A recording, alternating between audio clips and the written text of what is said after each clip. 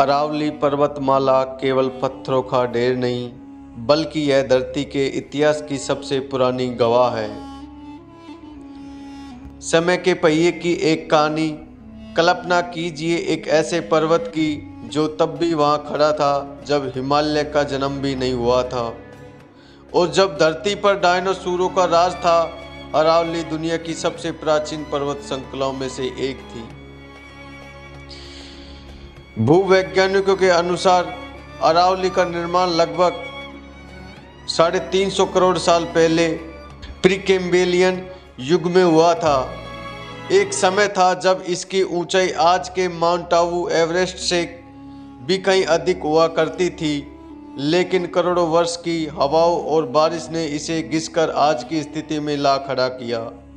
सांस्कृतिक और युद्धों का साक्षी अरावली का इतिहास वीरता की कहानियों से भरा है।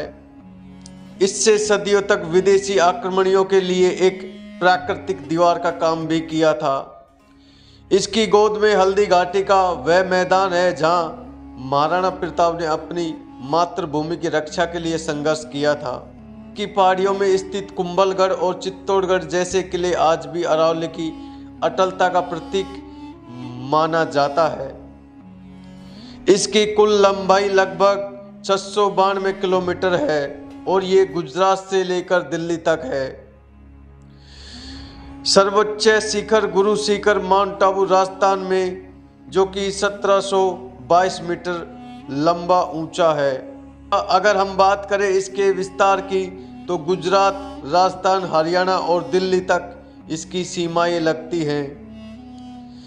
और हम अगर बात करें कि अरावली पर्वतमाला से क्या क्या पैदावारी होती है, तो खनिज संपदा, तांबा, जस्ता, सीमा और संगमरमर का खूब भंडार है। अरावली केवल एक भौगोलिक संरचना नहीं, बल्कि उत्तर भारत का लाइफ सपोर्ट सिस्टम है।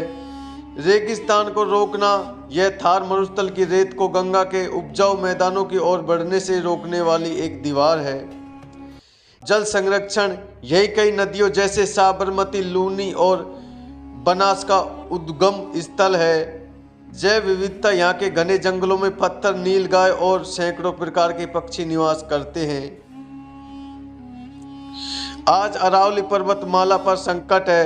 अधिकतम खनन और शहरीकरण के कारण इसकी ऊंचाई कम होती जा रही है। अगर अरावली नहीं रही तो उत्तर भारत का पर्यावरण पूरी तरह बदल जाएगा।